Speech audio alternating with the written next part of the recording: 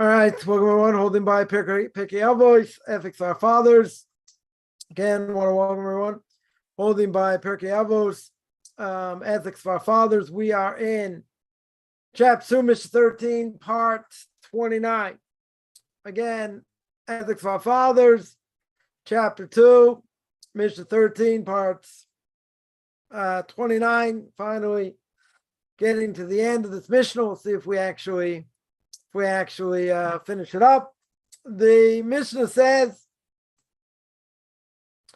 right? The Mishnah here says that he'll say to them, go out to discern which is the proper way, which a man should cling, which a person should cling. Rabbi Eliezer says a good eye. Rabbi Shua says a good friend. Rabbi Yossi says a good neighbor. Rabbi Shimon says one who considers the outcome of a deed. Rabbi Eliezer says a good heart, and he, Rabbi Yochanan ben Zakkai, said to them that I prefer the words of Eliezer ben Arach to your words. Your words are included in his words. For the last few weeks, we're speaking about what it means to have a good heart. Right? We spoke about quite a bit. So so in the end, the last part of the Mishnah is that Rabbi Yochanan ben Zakkai says, I prefer the words of Eliezer ben Arach. Right, to your words, because everything's included in a good heart.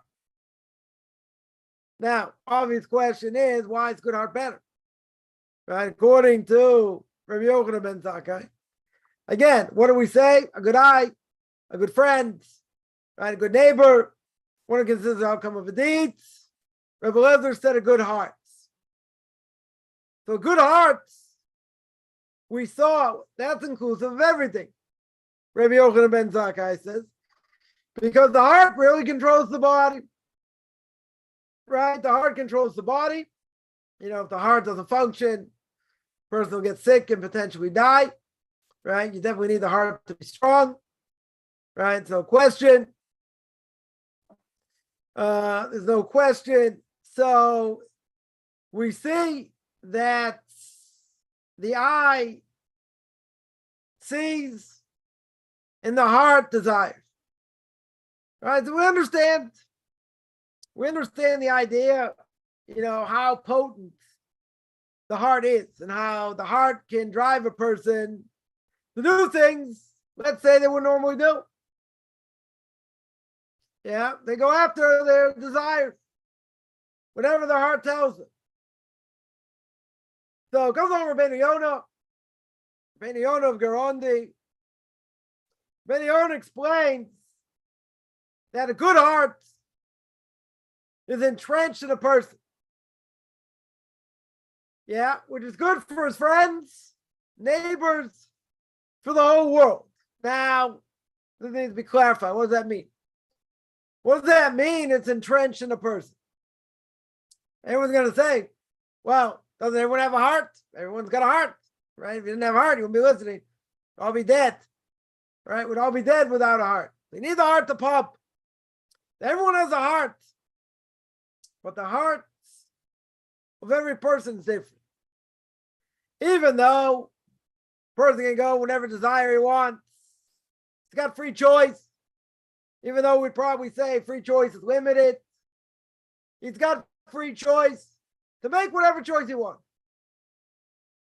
Right? To go whatever direction he wants. Or she wants. Everyone's got that choice. But guess what? People make bad decisions. People can make really bad decisions. It's their choice. Right? Everyone has a choice over here. So the reality is that everyone has the heart. The heart can do good things, cause the person to do good things. The heart can cause the person to do bad things. Right here, Rabbeinu Yonah is telling you the heart's entrenched in everybody. So if he's got a good heart, it helps everybody. It helps himself, helps his friends, neighbors, the entire world. See, what did we say before? What did the Mishna say before? Mishna said a good friend, right? Rabbi Yossi says a good neighbor. Rabbi Shimon says one is the outcome of a deed. These things are limited, right? Someone who has, someone who's a good friend, okay. What are the ramifications? Does that mean it's going to help the entire world? No, not necessarily. It means it's a good friend. People who confide in them, who ask them for advice.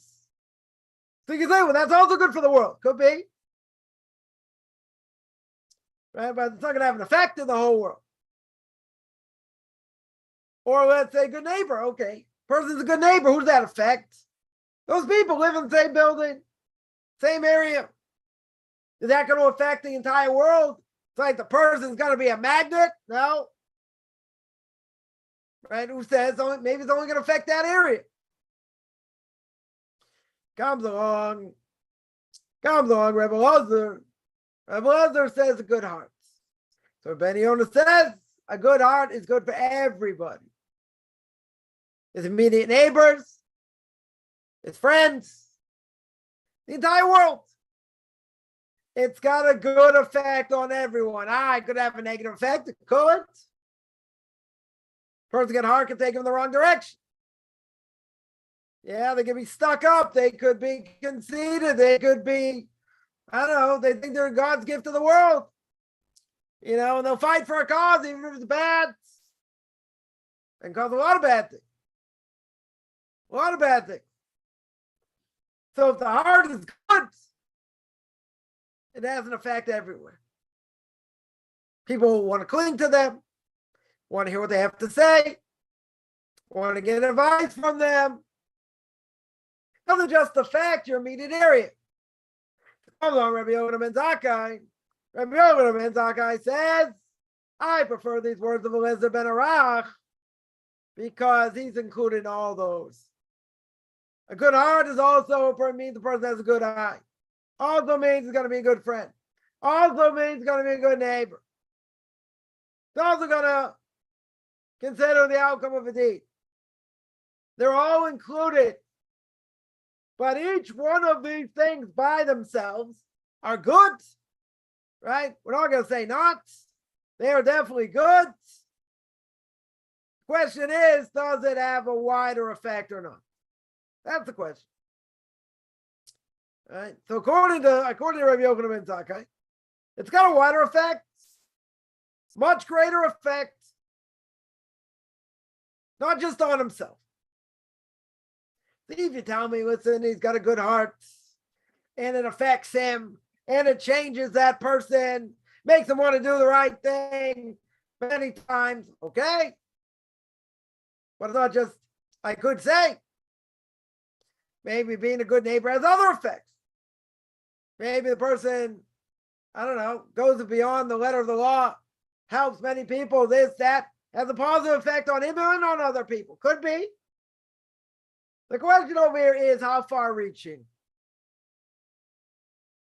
We said before, a good neighbor, a good friend, not far-reaching per se. Could be in some ways, but in general, not necessarily. It's limited. Seems to be limited. Someone who has a good heart, that Rabbi Yonah says no limitations. It's good in all situations. Good for his friends, good for his neighbors, good for everybody, right? Somebody who wants to go on the right path, wants to do the right thing, they're going to want to help others. They're for sure going to want to help others, right? That is no question. So that is far-reaching ramifications. As we always say, right? What we do has repercussions, good repercussions, bad repercussions. But if a person has a good heart, he can affect others in a way that these other character traits can't. If the person has a good heart, other people see it. Other people want to be part of, have a connection with this person, and other people are going to learn from them. They're going to go in their path.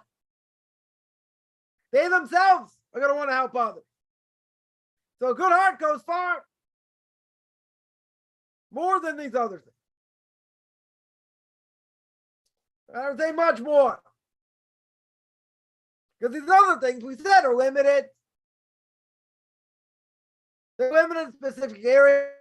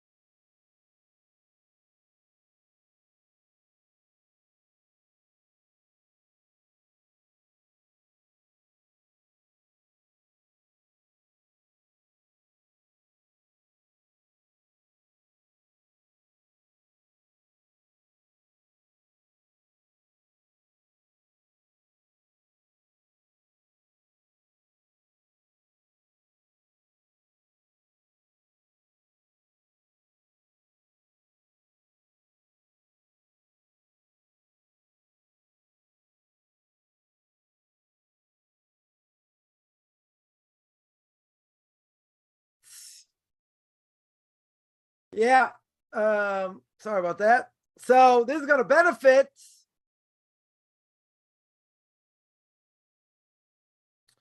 This is definitely going to benefit others. Right? It's going to benefit others in a major way. Right? What's going to happen? Person's going to help them. Person's going to help them physically. Let's say with money. Right? It's going to help them with money. Or other ways. Other ways that are going to benefit. Right? So that's a huge thing over here. Right? In other words, other person going to help. Other person going to help others. He says the benefits. Physically, other ways. What's the bottom line? What's the bottom line over here? Bottom line is he has a desire to want to help. And that desire to want to help is even greater than the action itself. Right? The person uses their body, partake in the action, that becomes easy. Because he puts his eyes and his heart and everything into it. He's going to think of ways to do God's will. And that's going to draw closeness and love towards God in that way. So what's going on here? What's really going on over here? Person, here the idea is that the end result is the desire. We're going to flush this out. The desire to want to help someone is even greater than the action themselves. Now you're going to say Judaism, in many ways, is all about action. Right? It's all about action. Right? It's all about action. We've said many times that what? Not seven ish. The Jewish people say to God, we will do, then we will hear. We don't care what's written in the Torah. We'll do whatever you say. So the idea is, you're going to say, what, it's leap of faith? No. Our obligation to believe and keep Torah and mitzvahs, or for a non-Jew to keep Noahide laws, whatever they need to keep, based on what? The fact that God gave the Torah to Jewish people. If non-Jews keep the Noahide laws based on their own reasoning, they don't have a portion of the world to come. It's not what God wants. He wants you to keep the laws because he said to keep them. And he passed them down to Adam, to Noah, to the laws that we have today. They're passed down from Moses further. The most non-Jews are not aware of this. And they think, well, just keep what makes sense logically. Very good. What's the problem? Problem is, you got to know what it means. You got to know what the laws are. Further on, the Noahide law, no big deal. Yeah? 65 to 70. A number of them not so cut and dry. What the obligation is or what the transgression is. So how are you going to know? How's the person going to find out? Got to learn. Got to read. Got to listen to classes. You're not going to pick this up on your own. Right? That is a misnomer. Person has to learn from someone. No, it's not going to come from osmosis. I can tell you from experience, you can take this however the way you want. You can take it with a grain of salt if you want. If a person doesn't have someone to teach them or a mentor, they're going to falter. They're not going to know what to do. This is not a question of intelligence. It's a reality. Who are you going to learn from? You have to learn from a Jew that's learned it. Right? Doesn't necessarily mean they have to be a rabbi, but they should be learned. Because how are you going to get to the other side? How is it possible to get to the other side? First thing I ever put on my blog about conversion. Give it a plug here at orthodoxconversion.com. First thing years ago I put on, right, the person thinks they can go through this process themselves. The answer is no. Again, nothing to do with intelligence. Person can be very well book read. Right? They can read a lot. Yeah, but there's other information they're missing. I've come across this many, many, many times. People will say things, ask a question or whatever. They think they have a strong question. Maybe, may not. Doesn't matter. Should ask the question. But then they get dumbfounded. They get dumbfounded when they hear the answer. They're like, well, how do you know that? Where do you know that from? Yeah. So sometimes the person asks a question, you get an answer. But that answer, yeah, there's a lot into the question. In other words, someone asks a question, it can be a basic question. It doesn't be such an advanced intellectual question. But there are a lot of factors involved in the question. And then people have follow-up questions. Yeah, what about this? What about that? How does that fit in?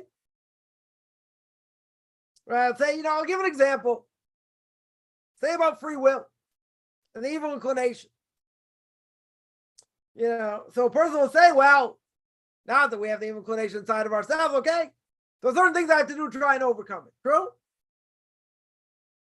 Right? What does the Gemara say? First thing, you should say the Shema. Remind yourself of all the commandments. That doesn't work. Take it to the base measures. Take it to a study on. Right? Go learn. That doesn't work. You think the day of your death. Question is, why not think of the day of death first?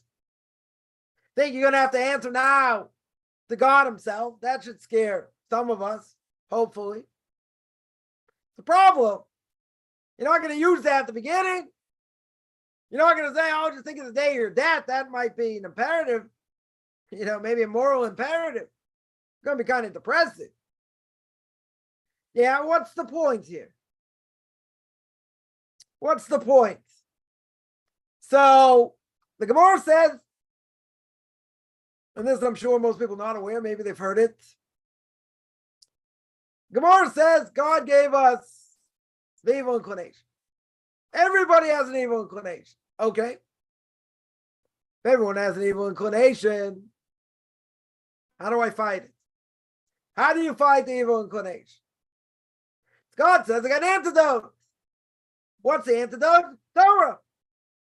Learn Torah. Think in Torah. Kind of hard in a certain way when you're in throes of whatever transgression you're doing. Right? But the Gemara goes one step further. The Gemara says, right, you learn Torah. Torah's the antidote.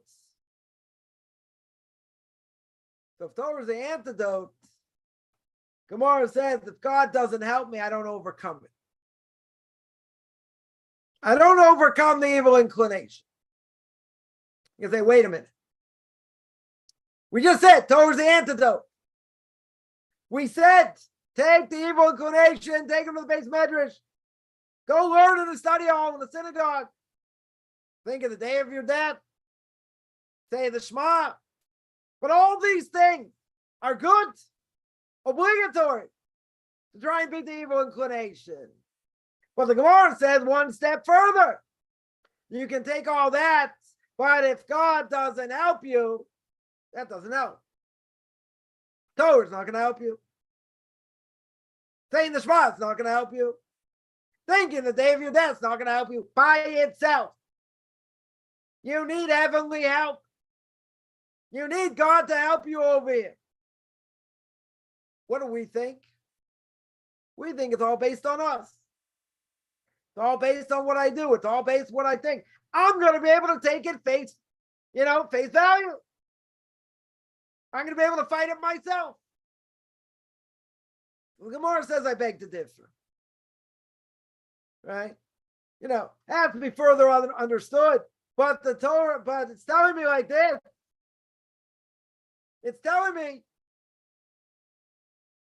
if you don't fight hard, even learning Torah, thinking about the day of your death, without heavenly help, it all doesn't help. Mind-boggling. Further, comes to Parnas, the livelihood. Further going to say, I did this, and I did that. And if you get a good job, you'll make money. And you have to have a good education. You have to this, all kinds of things that the secular world try and convince you. I have an Ivy League education. Big deal. Big whoop, as we would say. Came in handy once. Okay, it's a liberal arts degree. Okay. Most degrees aren't worth anything, regardless of what people tell you. One of the biggest lies in the world. Yeah, you need a degree in order to have a job. Not true. Plenty of things people do, barely speak English. They make a good living without a degree. But regardless, a person going to say, well, I did this. I worked hard. I made money. Let that person make money. Let them do it. Why should I have to help them? Let them help themselves. Where does Parnasa come from? Where does livelihood come from? Yeah, if any secular Jew or non-Jew, where does it come from? My work, my efforts. Take God 100% out of the picture. So God's a major X factor. We mentioned this many times. Why is it a major X factor? Because I can put my best foot forward, do everything I'm supposed to do, and still not be successful.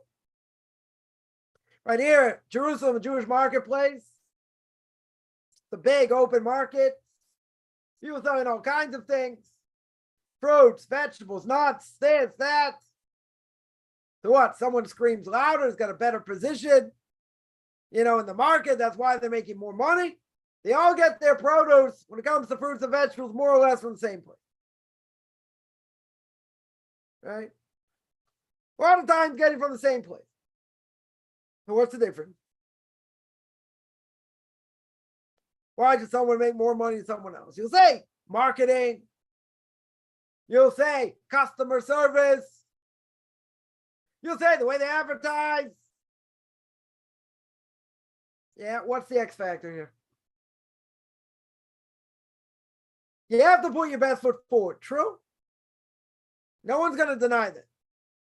Putting your best foot forward is not a guarantee for success. Right? A mind-boggling idea. This goes against everything the secular world. Everything the secular world will tell you, no. It's about what you do. You got to change tactics if you're not being successful. You got to, certain things you might have to, do better advertise. I don't know. Whatever you need to do to change, to adapt. This new reality. Maybe it'll pass. Go back to normal, this, that. But what's the X factor here? It's not about weather, right? It's not about wearing positions. Not how much I scream or yell trying to sell my wares. It's whether it's going to be blessed or not. Again, secular world, a non-believing world, will say, nothing. God, what does God have to do with anything? It's all about themselves. They put their best foot, their best effort. They give it their best effort. I guarantee for success. You can tell me, good education, all kinds of other things. They're placed very well, work up the ladder, this, that, very good. They're ups and downs. They're always ups and downs. No one stays up forever. And no one stays down forever, right? That's good. Because if you're at the bottom, you can only go up. Yeah, some people get a lucky break. Right? We don't really believe in luck. But some people get, they get a huge break. Let's say they're involved in marketing. So anyone's ever done any digital marketing, Facebook ads, Google ads, other things, you're going to find clients. It's all about finding clients. You have to find a niche, all kinds of things. Try and get clients. Yeah, let's say someone finds a client. Yeah, someone finds a client. Guess what? This client has 50 to 100 stores. So therefore, you have to market to all of them, different places. That person just made a mint. That person just made a mint. Mind-boggling idea. Yeah. So why? This person started out, quote unquote, got lucky. Got very lucky. Yeah. So why did he get lucky? Why did he start out with 100 different stores to market to? Because God wanted to be lucky over here. God wanted to make money, and make a lot of money. Why do some people struggle? Again, God's the X factor. But it's not about what I do. I have to put my best foot forward. True. But at the end of the day, it's about what? It's about God's effect. That's what it is. Right? That's what it's about. And people forget. They're going to say, what? I don't have to work hard? No, we have to work hard. We have to put effort in. Putting effort in is guaranteed success. Right? That's the point. Right? That's the point. So over here, the end, so why do I get into all that? Because I mentioned the end result of the desire to want to help someone is even greater than the action themselves. Now, why would that be? Right? Let's analyze for a second. Why would that be? Simple explanation is doing the action, okay. Did the action. Very good. So when God dies, 100%, you did the action. Fulfill your obligation, whatever it is. Okay. What's the problem? Or what's the idea here? The idea is that let's say it took a while for the person to do the action, but they wanted to do it. Right? The Gemara says, person wants to do the right thing, and if they didn't do it, they get credit even if they didn't do it. But if they started doing the mitzvah, they didn't finish, that they bury their wife and their kids, God forbid. What's the difference? Huge difference. Huge difference. Because if a person wants to do the right thing, even if you haven't started yet, that's positive, right? That's going to cause you to do other good things because you have that desire to want to do the right thing, right? So we're saying over here, that's even greater than the action itself. You guys say, what are you talking about? I didn't do the action yet. Yeah, but you're all psyched up to do it, even if you didn't go out to do it. But the difference is, let's say you started it, you dilly-dallied, you got lazy, or whatever it was, you didn't finish. That's worse. Why is that worse? It's worse because you're saying these other things come before God. Now, that could be possibly one of the reasons Moshe Rabbeinu goes to the inn before he gets to the Jewish people and goes save them. And the Gemara says that angel swallows him up out to kill him. And his wife, Zipporah, sees what's going on. And she realizes because they didn't do bris milah on their son, they didn't do circumcision. Right? We'll explain in a second. So she takes out a flint rock and does it. Right? And Moses lives. Mind-boggling question here.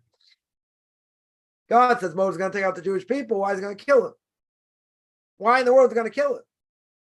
First question. Second question is, he got to the end. What is Moses doing? Why did he do bris milah first? Why didn't he take care of circumcision? What was he doing? Checking out his lodgings or whatever. Yeah, very hard to understand. Simple explanation. So, at whatever level we're going to learn, the bottom line is God saw Moses didn't do something here. He didn't take care of business like he should. Now, Moses had reasons. Why didn't he do bris milah first? Or before? He's on a long journey. Right? Dangerous. Can't do circumcision on a child, dangerous situation. Right? So he had potential reasons why he didn't do it. Wasn't just like, oh, he's taking care of getting settled and this and that, and he didn't want to do the mitzvah. Of course he wanted to do the mitzvah straight away. Yeah. So at some level, God said, no, wasn't enough. You needed to go full throttle. You need to do the mitzvah first. You don't wait around. When a mitzvah comes, you don't push it off. You do it.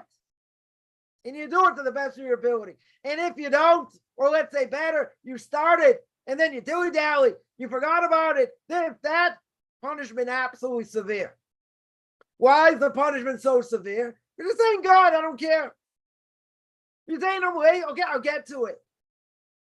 I heard a great rabbi once say, you tell your child, come, I need you to do this or do that. And the child says, I'm coming. No, don't say you're coming. Come. Do it. I asked you to do something. Don't dilly-dally. I asked you to do something. I need help now, not in 5 minutes. Not in 10 minutes. Mitzvahs, aseh, d'oraisa, Torah obligation. Help out a parent. Yeah, you don't dilly-dally. Very hard to, keep this command. It's very hard command to keep honoring parents. Whole different discussion. Well, let's say parent has them do something. You don't want them to dilly-dally. Not life and death. They say, I'm coming, I'll get to it. No, that's disrespect. They ask you to do something, you do it. Again, within reason. But the reality is, you don't dilly-dally. You don't waste time over here. You got the opportunity to do a mitzvah, do it. But if you started it, you darn well better finish it. Because if you don't finish it, you bury your wife and your kids, God forbid, in your lifetime. So that's worse. But here we're saying that the desire to want to help somebody, right? That's an unbelievable thing, right? That's even greater than the end result because you have to have the desire. Right now, someone's going to ask, I see there's some questions here, which I'll get to in a second, right? Someone's going to ask, okay, if that's true, what's going on over here? Or let's say better, how do I keep that fire lit? Right? I get this question a lot, right? And the question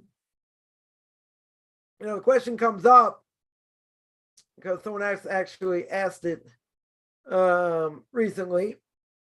So let me just bring it up here. Right, the question comes up. Where is it? What do you do if you're burned out?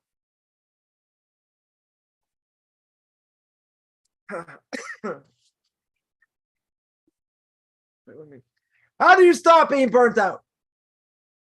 That's a good question for a Q&A. I won't be any Q&As next week because of Passover, but that's the question here. That's really the question, because you're going to say the thought itself is greater than the action. So how do I want to have that desire? How do I fight to keep that fire lit on a daily basis? How's the person want to pray day in and day out when you're saying almost the same thing every day? Right? That I spoke about a few weeks back. It's hard. Prayer is something always needs to be strengthened. So old Kaufman say, God said it, we do it. Prayers, even if we don't have intention, have unbelievable power. Unbelievable power. But you have to want to do it. There are people that don't pray 3 times a day. Or if they do, they give it lip service. They don't relate to it. Okay, then we're not going to get into discussion about prayer. Right? It's a very hard thing to tap into in general. Yeah, but you have to have the desire.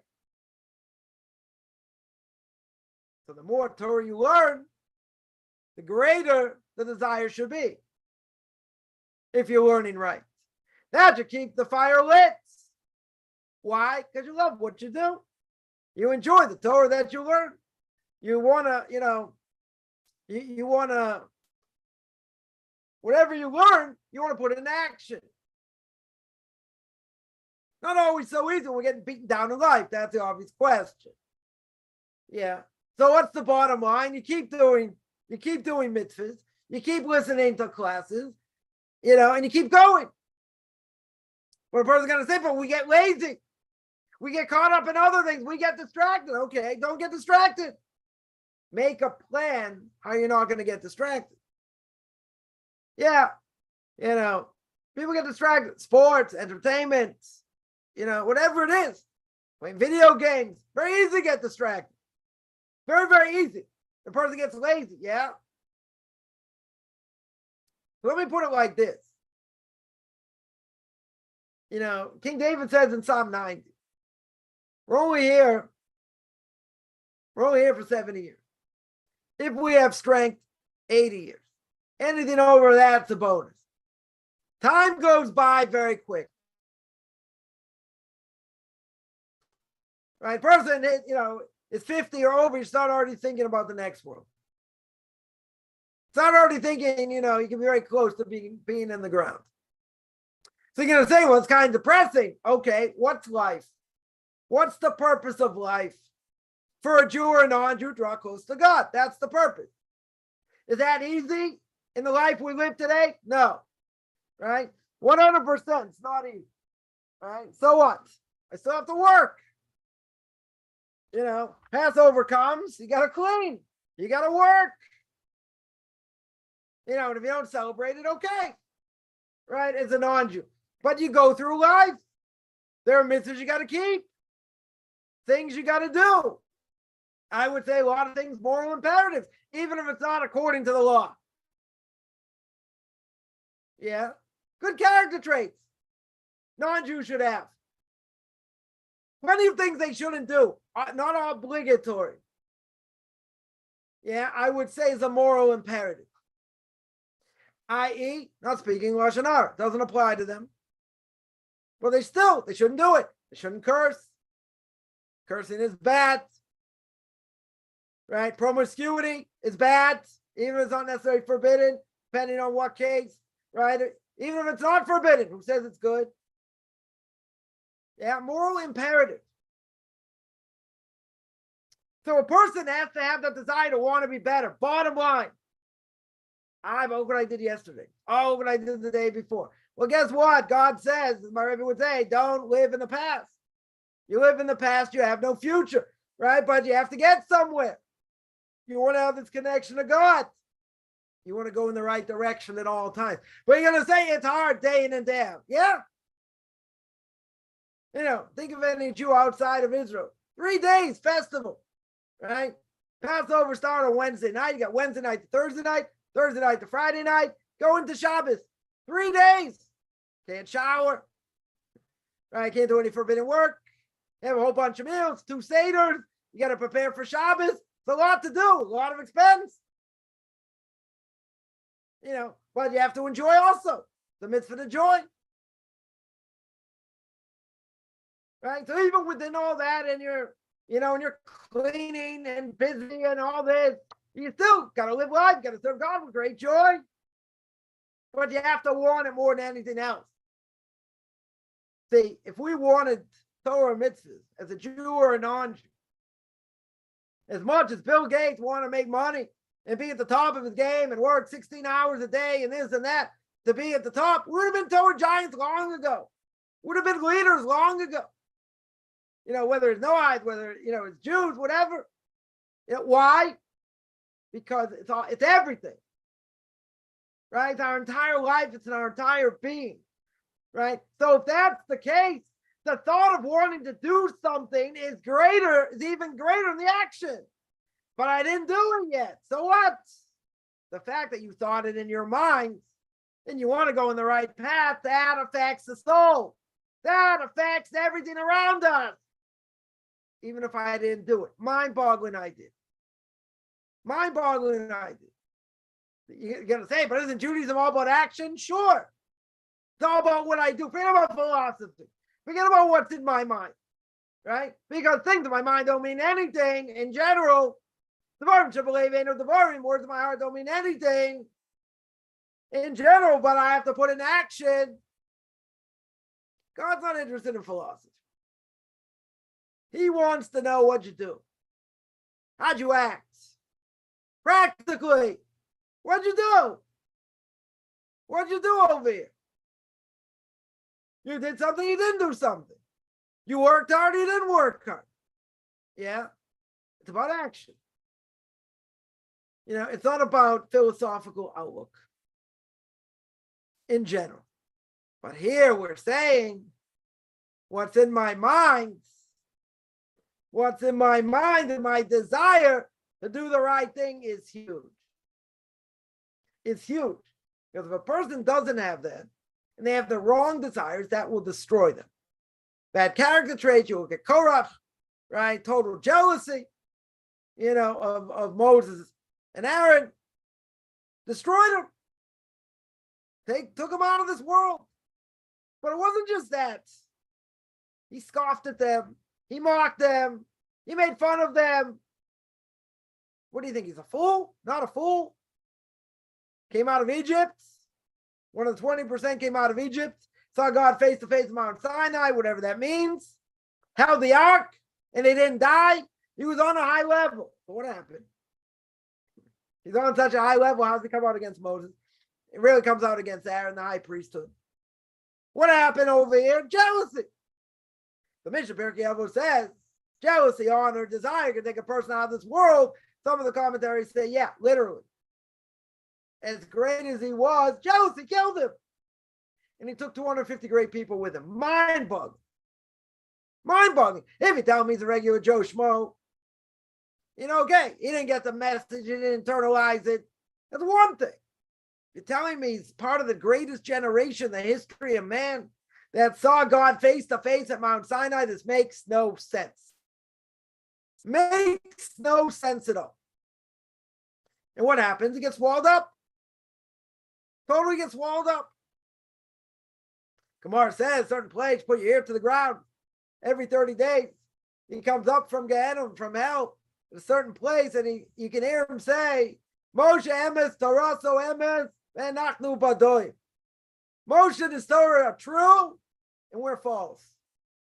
Now, Now, I can't tell you where that place is, what the Gemara says, right? I can't tell you exactly where it is, or in general, where it is. Yeah, but at that point, okay, he got the point. Too late. But he got the point. Yeah, very, very hard to understand. Very, very hard to understand. So here we have to train ourselves on a daily basis. Think positive thoughts. Think Torah thoughts.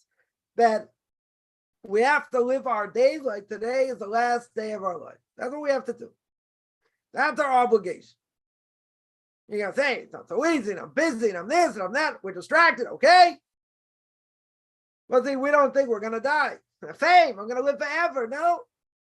You're going to have to answer. So why'd you waste time doing this? Why'd you waste time doing that?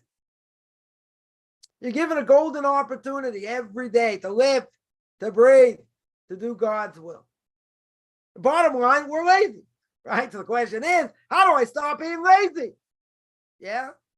So if you're busy playing video games all day, chuck it out the window. Don't be tempted by it. Or watching things or wasting time. Nip it in the bud right now. Because if not, it'll be all consuming. Because that's what the evil inclination does. It doesn't say, oh, do a little bit here, a little bit there. You make up for it over here. No. You're in 100%. Yeah. And it's like being in quicksand. You can't get out. They're going to say, but I'm in too far. No one's ever in too far. Cousin of my wife once told somebody, this secular Jew, he's saying, you're so immoral and doing such terrible things. It's like, you need a snorkel in order to breathe. It's like you're so much in the garbage. It's like you need a snorkel to breathe. Yeah. 2 years later, I think it's like 2 years later, a year later, this guy taps my cousin on the shoulder, or he sees him in Jerusalem. And he looked at him and he's like dressed up as an Orthodox Jew. He's like, you, of all people? He said, you don't understand what those words did, how they penetrated. Nobody's that far gone. Nobody. Everybody has potential to come back. What are you going to say? I've done this, I've done that. Forget it. Rip it up. Move on. I'm not saying blow it off. You got to move on. But in general, as the Torah says, that what a person's heart is evil from the beginning. Okay. So back to what we said before. What's the antidote? Learning Torah, keeping mitzvahs, being close to God. Very good. We need God's help over here. So the thoughts that I have are crucial. They're crucial over here. Even if I didn't do the action yet. But let's say those thoughts are negative. Those thoughts are in the wrong direction. That can also be crucial in a bad way. Can also destroy them and destroy others as well. Yeah, someone there asks, I want to get to this question. Somebody asks, Genesis chapter 9, verse 3. Yeah, let's see. What does the Torah say? Chapter 9, verse 3. Torah says, every moving thing live shall be food for you. Right, the green herbage. I have given you everything. Yeah, but flesh within it, so you can't eat. Right, animals you weren't allowed to eat. So basically, the vegetarians are going to be right over here. Vegetarians will say, according to this, we're all supposed to be vegetarians. Okay. Yeah, but the Torah says I'm allowed to eat meat. Torah later says I'm allowed to eat meat. The question is, it says every living creature that lives shall be yours to eat. Right? I give you, as with green grasses, well, that's not exactly the quote here. 1 second. Right. Says every moving thing that lives shall be food for you. Yeah, so we know that what can eat anything. Right? Should be allowed to. Even though we know that certain things are forbidden to eat.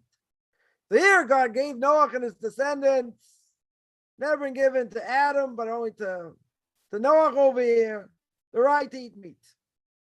They have a right to eat meat over here. Right? But again, meat has to be slaughtered properly. So now the question is, other restrictions included in this commandment? Yeah.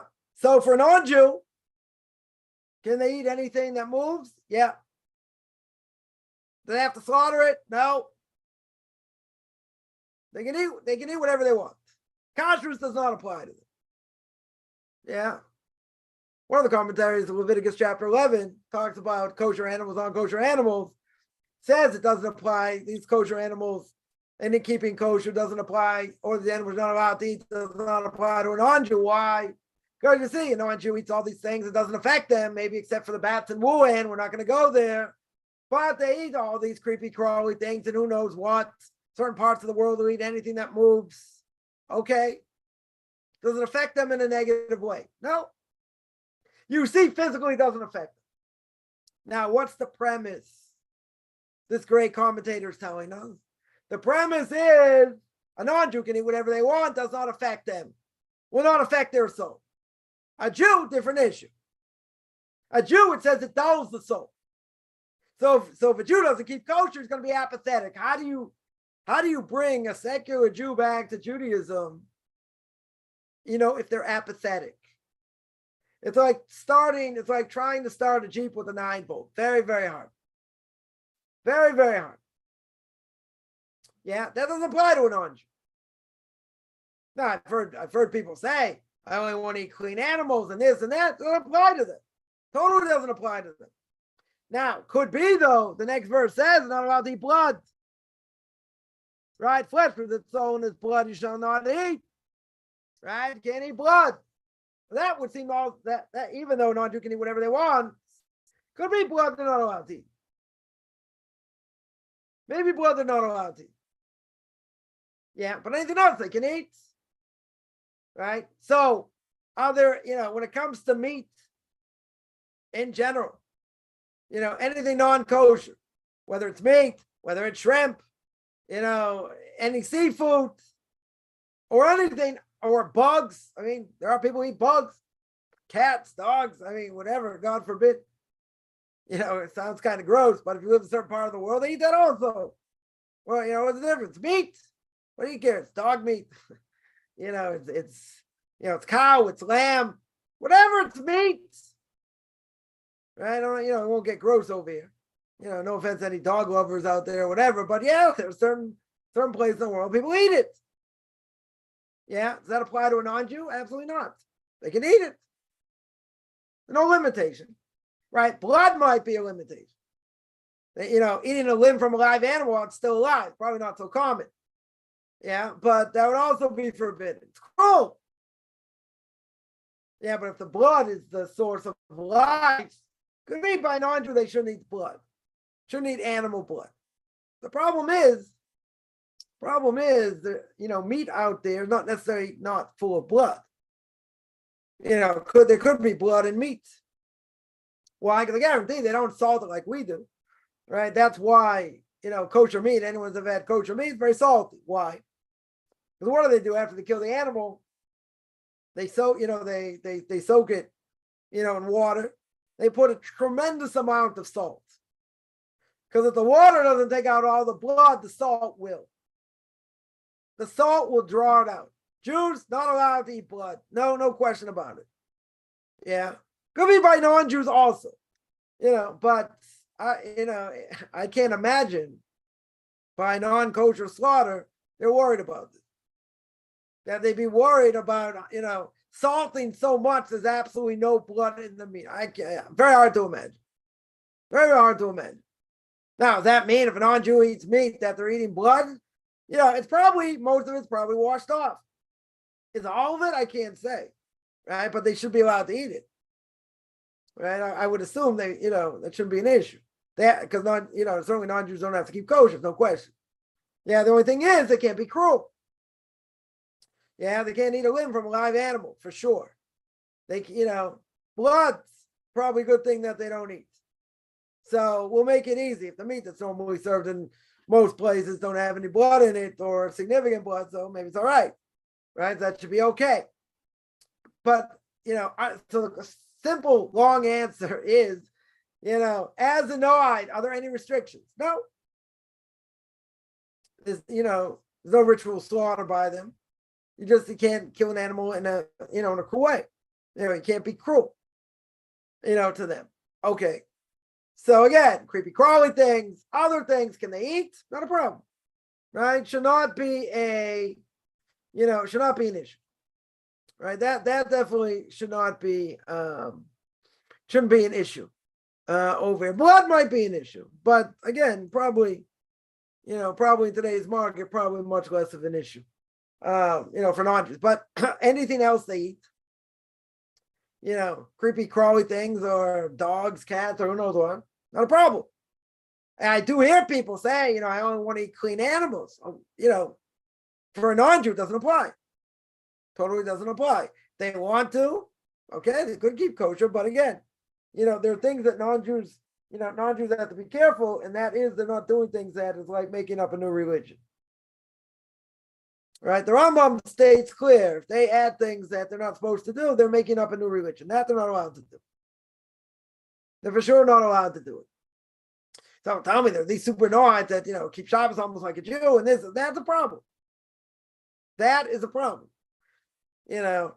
Keeping kosher like a Jew would. Again, they, in theory, they could, doesn't apply to them. So they can eat whatever they want. Right? That'd be a simple answer. They could, as a non-Jew, as a Noahide, they could eat what they want. Right? That shouldn't be an issue. Someone asks, during the Passover Seder, there is someone who behaves like they don't want to be there. Yeah, keeps sipping wine during the blessing, talks about irrelevant topics. Yeah. Where you're talking about the exes, and they talk, and they respond, yeah, I know all that, I'm not 5 years old, blah, blah, blah. Yeah, okay. They make it clear they don't want to be there. Okay, so what's the question? Right? How would you handle that? So I'll tell you what happened to me. I had somebody, when I was first married, there was someone came to the Seder. I shouldn't say came to the Seder. They basically didn't want to participate in the Seder. They don't have anything to do with it, obviously, because we were there. So we were making actually like a real Seder. And this person basically sat in front of a TV set and said, yeah, well, when you guys get to the meal, call me. So what do you answer to that? Nothing. Well, what are you gonna say? Person has no intention of being there. Yeah. The problem over here is whatever you're gonna say, it's just gonna egg the person on. Right? In other words, the person has an agenda. What's the agenda? Doesn't want to be there. I know all this story. Let's eat. Rub it up, Dub. Thanks for the grub. Let's eat. Yeah. They don't want to hear anything. So they say, what are they doing at the Seder? So what if it's, no, you can have family members there. Yeah. So if you're, it's a little bit delicate situation here. Right? If you're in a place where, doesn't matter who it is. Right? It's a parent or whatever, you gotta be a little bit diplomatic. 100%, you gotta be a little bit diplomatic, but at the same time, you don't want one person to damper everything else. Right? You don't want one person, just sort of making fun and scoffing and and all that. You may have no choice, the person's there. Yeah, like family's great. Like an albatross. You may have no choice, the person's there. Okay? Yeah. So it depends. If you're in your own turf, you have what to say. In other words, you're making the Seder this person came. Yeah. They say, I already know the story, whatever. Is that going to stop someone from giving more commentary? Explaining more deeper, what happened during the plagues and the miracles and this and that. It shouldn't. I mean, you have other obligations when you have to eat the matzah, how much time you have to eat the matzah, different things. So you got to keep an eye on the clock as well, etc. I mean, a lot of different things going on, but it can be disconcerting. Yeah. So the question is, it's clear, they don't want to be there. Okay. I'm not going to get nosy and say, well, what are they doing there? So if you tell me it's family, family's hard. Family's hard. But I would say, you got to keep your wits about yourself also. And that is that even in such an unpleasant situation, you got to do what you need to do. You got an obligation to do it, what you need to do. And if hopefully you're in the majority, okay, so the person says what they say, you continue. At some point, again, if you say something, they're probably going to get more offended, or they're going to get offended, and they're going to say, oh, this is stupid. Why do we have to be here? I already know the story. Yeah. Yeah, the Haggadah itself, you can ram it down their throat. The Haggadah itself says, even for all wise men, even if we all know the story, because everyone knows the story, even if we're all wise men, you still have to tell the miracles. You have to entrench in yourself in Muna. The miracles, you have to entrench in yourself. So what if we all knew them? Let's say it's during COVID, no one could come. Let's say none of your kids could come, for the Seder. So it's just a husband and wife. So yeah, you're also going to ask the question, right? The wife will ask the 4 questions. The husband will ask the 4 questions. Yeah, you already know the answer, right? We all know the answer. It's not, not rocket science. We all know the answer. Yeah, but the God itself said, and if we all know the answer, you got to still do it. You still got to say it over like a question and answer, like a 5-year-old, right? That's what you can answer. You're right. What am I, a 5-year-old? Yeah, we're all like 5-year-olds. We're all like 5-year-olds because we have to entrench it in ourselves. That's what we have to do. We have to put it inside and say, yeah, God did this for me. Yeah. The person's not going to answer. The person's not going to like any of this anyway.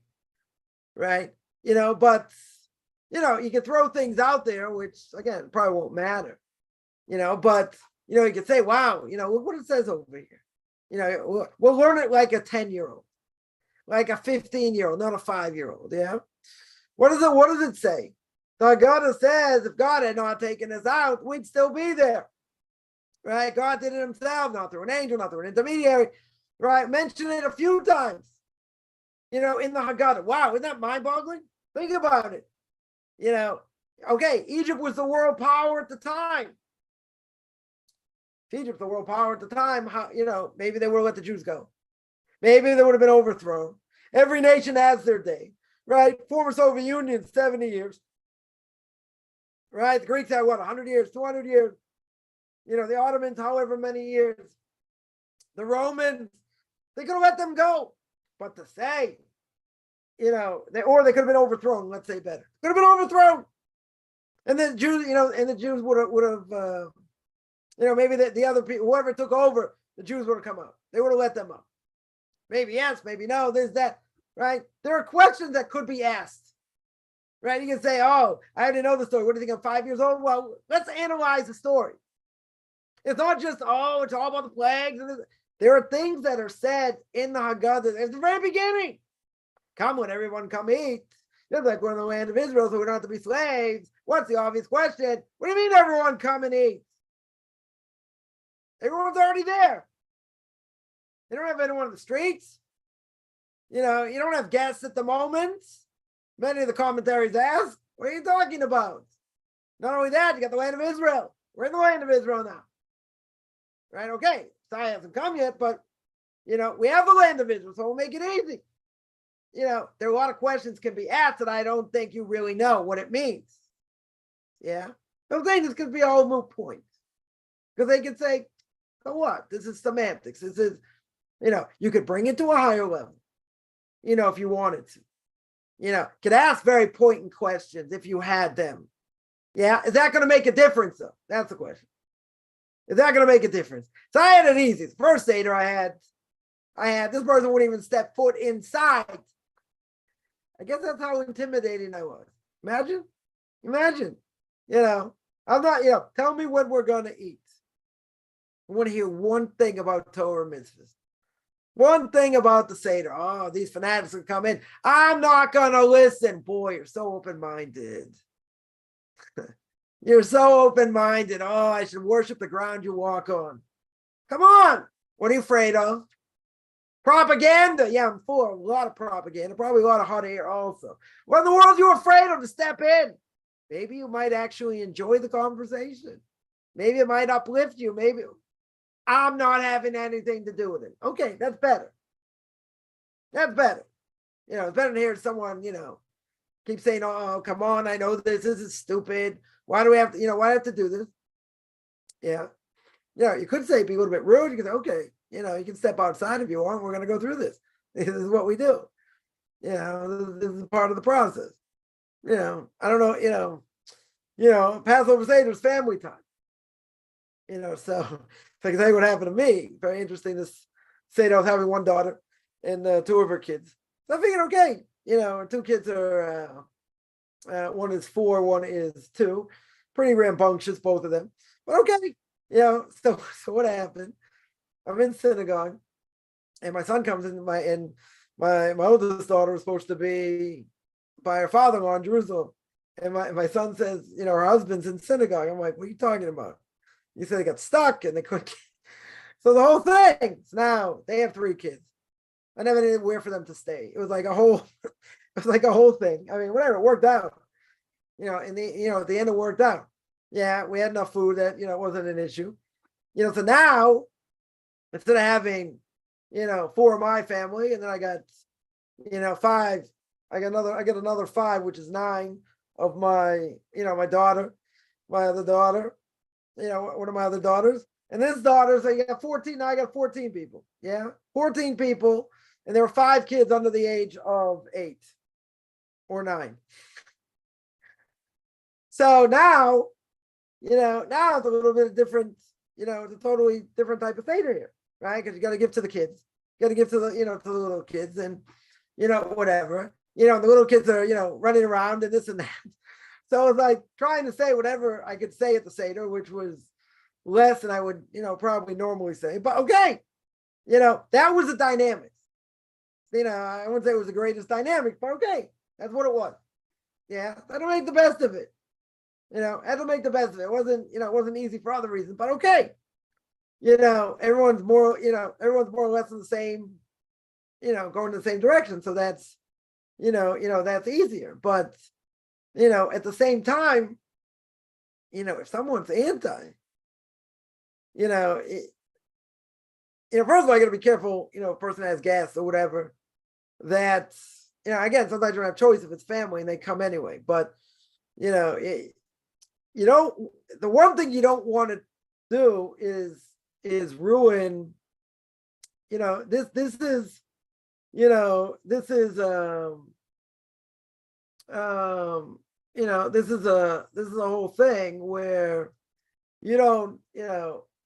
Passover at night or 2 nights outside of Israel is like, it's like the greatest night of the year.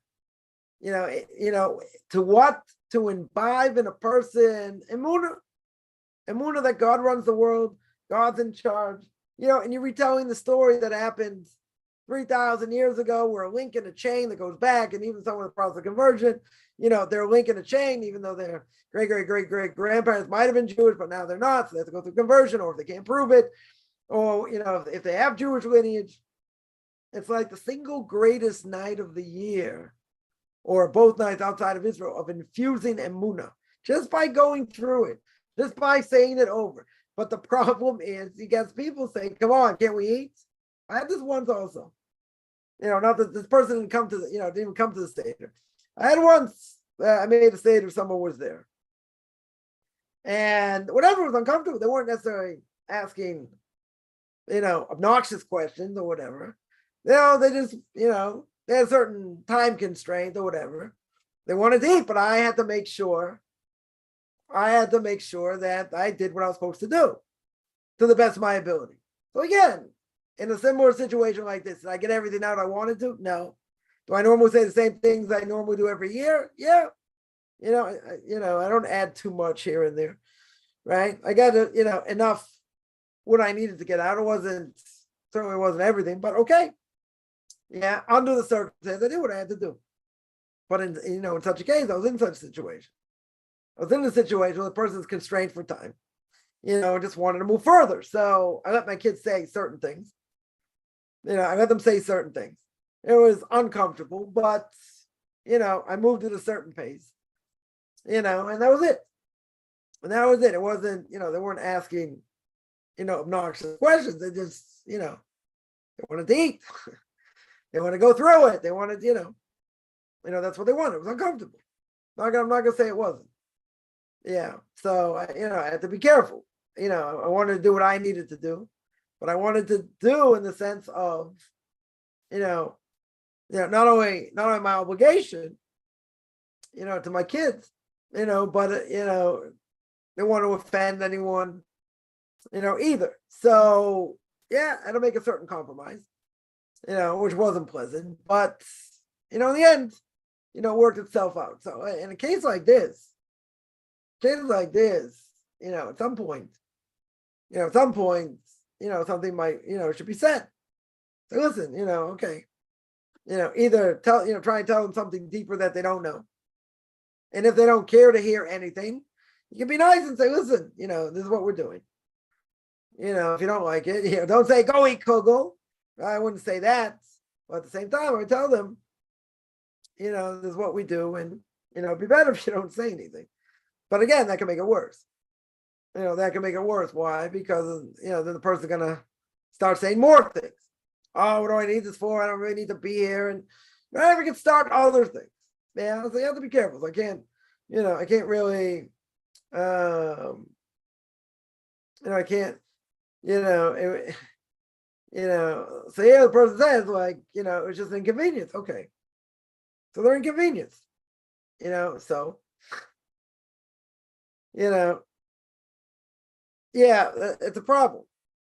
So if you could have said something in a nice way without being too forceful, maybe you should have said something, right? But, depends what the repercussions are going to be. Yeah. That's the thing. So you're learning the hard way what I've said many times, right? And that is people will allow you to do certain things. They won't have anything against you per se, unless it inconveniences them. If someone is inconvenienced at your expense, that's bad. 100% that's going to be bad. Yeah. I saw it in my own life many times. In other words, you can do whatever you want to do, not at the expense of everyone else. Once you start or stop doing certain things, that's when they draw the line. Yeah. You can't eat in their house. Can't go out to eat with them in a non-kosher restaurant. Certain things you won't do. Or things that you do, they don't do. They're inconvenienced by what you do. Okay? What are you supposed to do? Like someone once said, what if it's an emergency? I needed you on Shabbos. So leave a message. And if God forbid something happened, what can I do? It's Shabbos. Even if God forbid somebody died, can I sit Shiva on Shabbos? No. Can I do anything? No. Nothing to do. If I'm not there, if I'm there, I'm in vicinity or whatever, maybe it's something different. Right? Talking about saving a life or whatever, it might be a different issue. So they didn't want to hear that. They thought that's nuts. And what if you need to be contacted? I said, for what?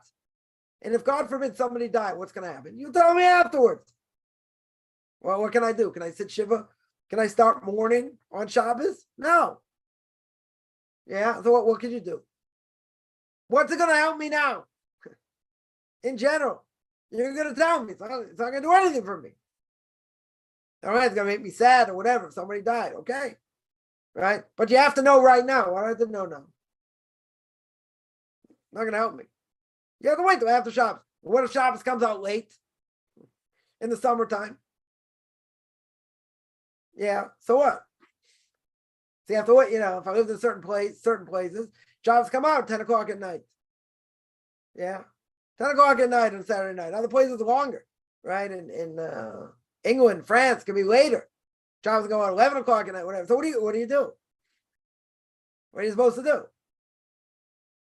Yeah. You should answer the phone. I'm not going to answer the phone.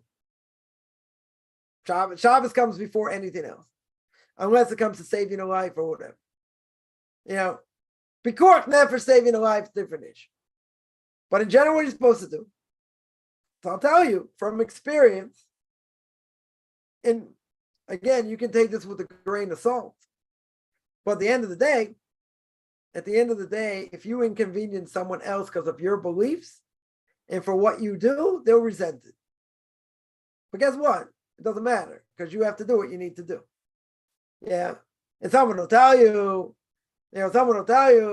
well, one of the 10 commandments is you got to listen to your parents. And if your parents tell you to break Shabbos, you don't listen to them. Oh, but they're going to tell you, isn't one of the 10 commandments listen to your parents? If they're still around? Yeah, that's one of the 10 commandments.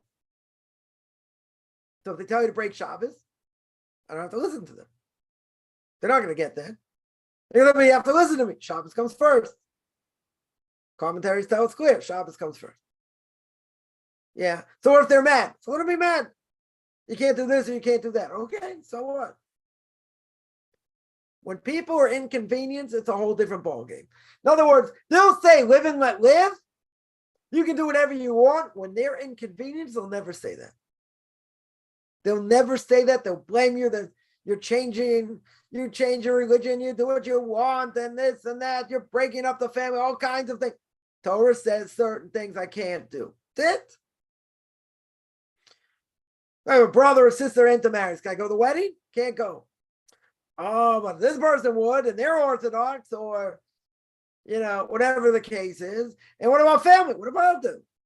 I can't go. How do you get around it? How is it possible to get around? You can't. They call you fanatic, they call you names, they're doing this, doing that. Okay, so what am I supposed to do? What am I supposed to do? Torah's not a pretzel.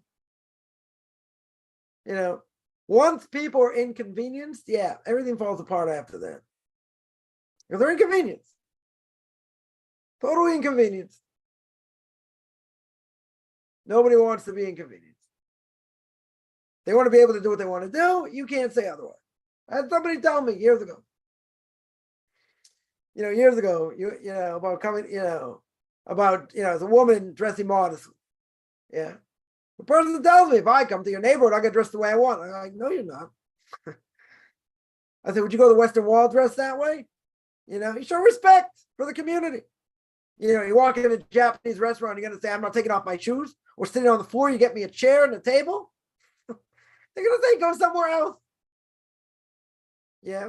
They said, you would tell me that? I said, I would tell it to your face. Yeah. In a nice way. You want to do what you want to do. Fine, not in my neighborhood. Go do it somewhere else. The holy place. People holding my Torah mitzvahs. You don't throw it in their face. You show respect. You don't walk into an ashram or other places the way you want to dress. I'm gonna dress in a bikini. Forget it. That you're gonna show respect. Torah mitzvahs? I don't want to show respect for that. That's crazy. That's fanaticism. That's this and that. But other stupid things, going into a Japanese restaurant, yeah, you're going to take off your shoes and sit on the floor because that's what they do. Otherwise, you don't get served food. Isn't that stupid? Think about it. They're doing that for food. They're showing more respect for food than God. How do you answer that one? Yeah. It's inconvenience. Once someone gets inconvenienced, everything goes out the window. Oh, you're a fanatic. You don't have to do it. You're not really Jewish. You're not this. Why do I have to bother? Why can't we just eat? I already know the story. Yeah. Yeah, it makes perfect sense. Yeah. Because they're there for other reasons. Right? And all those other things. Oh, religion? No, I don't want that. I don't want too much of that. So what are you there for? I'm there to socialize. I'm there to meet other people. Okay. There's what to be said for such a thing. Yeah, but it's a religious event going on. You should show respect. They don't want to show respect. Okay. Right? The thing is, we have to train ourselves, even something like that, have to know how to react. And sometimes, a person may have to say something, even if it's uncomfortable. Because you don't want that mood ruined. You're trying to uplift yourself. Hey, man, you're bringing me down. Why are you talking about this? Why are you doing this? Yeah, I hear the problem. I hear the problem. They're there for the wrong reason, per se. Or they don't understand what they're there for. Whatever the case is. It's a problem. Yeah. So we have to be careful, A, in our reaction. And B, that also it should not ruin our time, that what we're supposed to do, what we're supposed to get out of it. I get it. People are going to say things, and they're unpleasant to hear. Very true. And they, in this world today, people do not want to be inconvenienced. They don't want to be told what they do is wrong. Yeah. They don't want to be, they don't want you to find fault with them and this and that. They just want to live and let live. Yeah. Okay, there's certain limits. But it is ironic. I'll just throw this out there. It is ironic that when it comes to religious belief, in ritual, people think they have the right to ridicule and say whatever they want. But if you say, oh, these fairies walking around with flags and all dressed up or whatever the case is, and you start, blasting that, oh, you can't do that. You got to be politically correct. They have a right to this. They have a right to that. Oh, so I don't have a right to religion? I don't have a right to keep what I want? You have a right to say whatever you want about me, and I can't say anything about them. Or that lifestyle. That's seemingly unfair, right? There are a lot of things that are unfair. Yeah. I've seen it more, more and more, and it's, the only thing I can say is it's annoying. It's more than annoying. Because you have to show all them the respect, and you're like walking on eggshells. And God forbid you say something you shouldn't, crazy because you're not politically correct or whatever. But they have the right to say whatever you want, whatever they want. You have to have your hands tied behind your back and smacked upside the head. Why is that fair? Why in the world is that fair? It happens all the time. All the time. They have no respect for you. They make fun of you. They say all kinds of things. You can't say anything. You just have to be respectful and whatever. Because there's no one home. Again, you don't have it both ways. You don't have it both ways. What? I'm not, this is something probably what I'm doing here in this world, what my soul is doing here in this world. And that when someone says something, you don't say anything. You be respectful and this and that, and let them say what they want. And not only that, you don't say anything against them or against their beliefs or whatever. It's very hard, especially if they're heretics or whatever, and they believe in deviant behavior and who knows what. They're very, very hard. I'm not saying you have to start with them to start with them. I'm not saying there's a mitzvah to do such a thing. I'm just saying that, what they say can be painful for what we believe in, for what we stand for and all that. It's true. It can be very painful.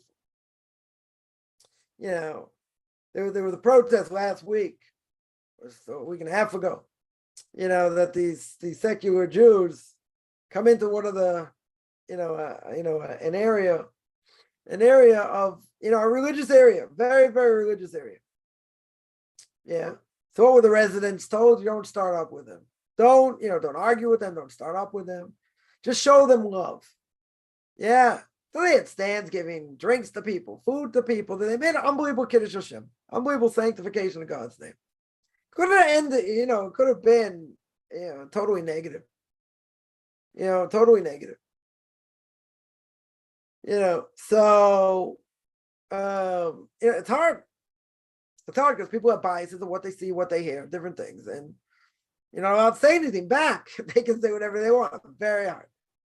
Right? Again, it's probably what part of my soul is doing in this world. It eats me alive so, so much because they deserve to be answered. But you're not allowed to say anything. They can say whatever they want, and you got to be respectful when they're not. That's very hard. That's very hard. Someone asked, what's the difference between Ashkenazic and Sephardic Sidurs? Different some ways the prayers are set up. There's some words added, some words subtracted, some other things. They're different customs. It's not totally it's not totally different, than an Ashkenazic Siddur, than an Ashkenazic prayer book. Whatever, there are differences. There are differences the way some of the prayers are set up and, in different things. So I would say, with that, if a person's going to choose, to go one way or another in the process of conversion, whether it be Ashkenazic or Sephardic, then you stick with one and stick with the customs of one. And you shouldn't jump back and forth. Yeah. In other words, let's say a person decide they're going to go one way, and then they decide, they want to change. Yeah, if you're going to change, but don't keep changing back and forth. You want to keep the customs of whatever it is. If you're Ashkenazic, you keep Ashkenazic traditions. If you're Sephardic, you keep Sephardic traditions. Across the board. Doesn't mean whichever way you go doesn't mean you can't learn. Let's say if you're Ashkenazic, who says you can't learn from Sephardic, rabbis and other things, and whatever. Doesn't mean that person, can study, Hasidic literature, other things. I mean, you're stuck necessarily in a box. But I would say, I was telling someone this earlier today, that if you are in one circle or the other, when it comes to customs, that's what you do. You don't take on this custom part of that, this custom part of that. You should really be uniform and take on customs of the group that you're a part of. Yeah. Any other questions?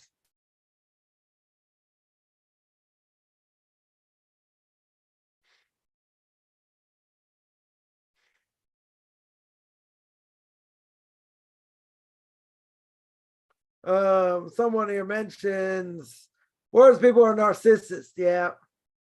Also a problem. I can speak about that till tomorrow, which I'm not going to, but yeah, someone who's narcissist only thinks of themselves. They don't think of anyone else. Yeah, and then no one's had to deal with them. They're very hard to deal with. True. So I can tell you the only way to get around it and really deal with such people, just to realize like they're mentally challenged. That's it. They're not going to take any interest in what you do. They only care about themselves. They only hear themselves talk. It's hard. Very hard to deal with people like this. But you take it for what it is. I don't care if it's a family member, it could be a parent. God forbid, it could be a sibling. Yeah, sibling or a child. Yeah, you got to take it for what it is. Yeah, and realize that they're totally selfish, totally think of themselves. They'll never think of anyone outside. That's sad, but not much you can do, right? Yeah, 100% it's disorders, no question. Now, it doesn't mean it can't be fixed, but yeah, dealing with those type of people are hard. I would say also dealing with people that could care less what you have to say, and they shoot you down or make fun of it, but you can't say anything in return. That's it's also hard. It's also hard. So I've learned the lesson the easy way and the hard way, and that is people talk. If I have to say something, I will. If not, I'm not getting involved. They're not worth it. They're not going to listen anyway. You give me 10 seconds to explain about the afterlife. Forget it. Here's a video. Watch it if you want. That's it. They're not interested in an answer. Yeah, you have to know, I've learned the hard way. Trust me. I've learned the hard way. And a lot of times it's not worth it. It's just not worth it. But for, somebody like me, it's very hard to keep your mouth shut. Very hard. Very, very hard. Someone asked, we obligate to allow narcissist disordered parents 50-50 going to ruin child. No, you're not allowed to let anyone ruin it. No matter if they're narcissists or not. Right? You can't let them ruin it, per se. But you're going to say, but they're there. So you got to do your best not to let them ruin it. And a person going to say, oh, I think this and I think that and this the other thing. Okay. Right? We got to be very strong and not let it ruin things. It's hard. I'm not going to say it's easy. I'm not going to say, I have an easy solution, because part of me would want to say, just blast them. Just totally blast them. But there's no one to talk to. There's no one to talk to. Someone who has that disorder. It's very hard. It's very hard. They don't see things in a realistic way. And it's all about them. So, that's that's you can't, the bottom line is somebody like that, you got, I guess you don't have a choice. You have to tolerate them, but you got to do the best of your ability that they shouldn't ruin things. They're going to say that's almost impossible. Okay. I'm not going to deny that. It probably is. Yeah, it probably is. I've been in situations where, yeah, it's annoying. It's more than annoying, and there's not much you can do. In my case, it wasn't much I could do. It's just trying to keep things on an even kilter, so to speak. Try and, let's say Shabbos, try and have the conversation go a certain way, whatever. And people interject, and you got to whatever, either cut them off or change the subject. Or I had somebody once, it wasn't Shabbos, but they wanted to enter a certain conversation. I stopped them right in their tracks. I said, we're not going there. I said, yeah, but I said, no, we're not going there. That's it. Not having this conversation. Yeah, not in front of my kids. Not having this conversation. And I stopped it. It was unpleasant. Okay. So, sometimes you gotta do this, sometimes you might have to do that. You have to do it in a respectful way. I nipped it in the bud. I said, we're not going there. They started saying, I said, we're not going there. I put my foot down. That was it. What if they would have answered back? I would have told them, this is my house. My house. Yeah, I'm not having this conversation. You want to talk about the sewer? Go outside. I probably would have said it like that. Now, someone's going to say, how can you say that? Yeah, it's okay. I'm not saying it's necessarily right. But I would have put my foot down and say, you're not talking that. You're not saying this in my house. You want to talk about it? Go outside. Go outside, talk among yourselves. I don't want it. I've done that a number of times. Yeah. Change the subject, this, that, started singing, whatever. On Shabbos. It was uncomfortable. Yeah, what are you going to do? Try the best not to let it ruin, it's hard though. I'm not going to say no, it's hard.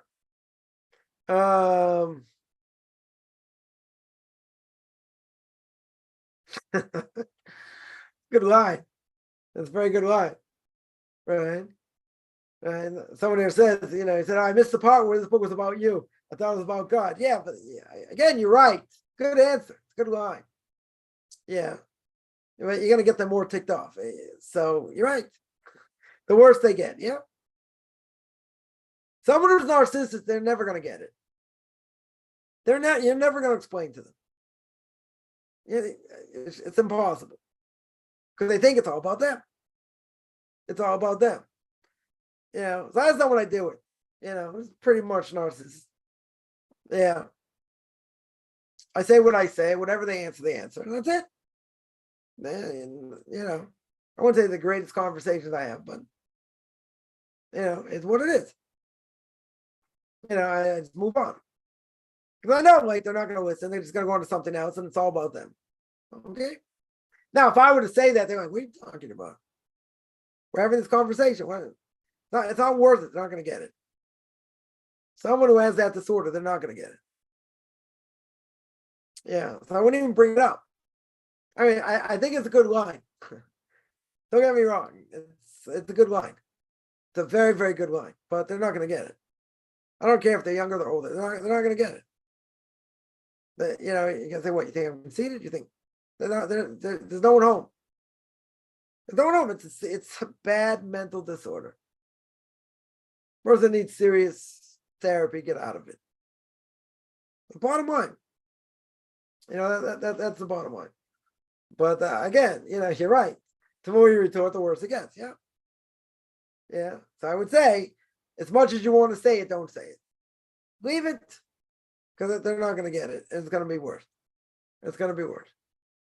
I learned that from experience also. It just makes it much worse.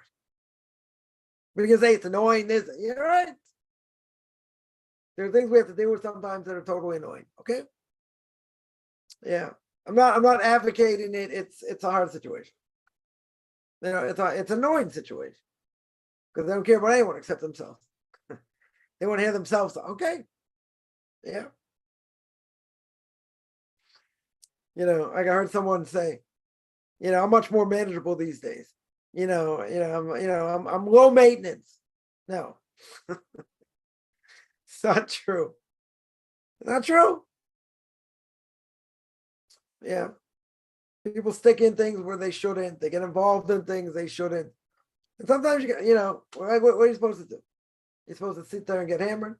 You're supposed to, let them talk about things they shouldn't talk about. What are you gonna do? Yeah, sometimes you got to put your foot down. And that's it. Say, listen, this is what we're doing, whatever. Yeah, with the parents hard. With the parents hard. No, what do you do if someone has to eat at certain times? And Seder goes very late. Tell them they have to eat. So eat before. So you're not that hungry later. You're not gonna eat till 11, 11:30, whatever. Whatever it is. Plus the wine, all the matzah, whatever. But whatever they eat. So yeah. I know somebody like that also, but I mean they're never coming to my Seder, but that would be the case. That would be the case. They can't eat that late. Fine. So let them eat in between.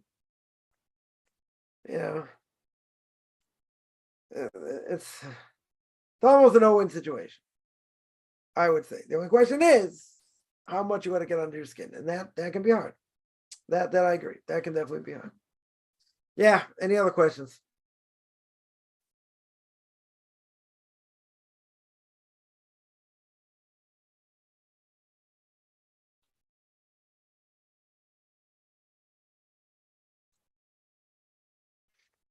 All right, I do this. I'm gonna stop here. I do this every Saturday, 2:30 Eastern time, 9:30 Israel time, and that's gonna be that way for a while because Shabbos gets later going out. Tomorrow not gonna be any classes except my conversion class. Won't be any Book of Leviticus or Noahide laws to the Passover because I'm probably not gonna be around during those times. Probably won't be any Q&As either during that. Certainly not on Thursday. It'll be a festival for everybody. Tuesday, or whatever, probably not gonna be around either. So whatever, I'll put up posts just to let people know. Otherwise, I want to thank everyone for coming. And you don't have any questions, find me on Facebook. I got my Chaim Kaufman, Beyond Orthodox Conversion Judaism, or my YouTube channel, Beyond Orthodox Conversion Judaism. I got videos there on Torah Portion of the Week, Q&As, Pirke Avos, Ethics of Our Fathers, controversial issues. And you can send me an email, rabbichaimkaufman@gmail.com, RBBICHAIMCOFFMAN @gmail.com, which have a good middle of the day or end of the day, depending on where you are. And everyone have a great rest of the week.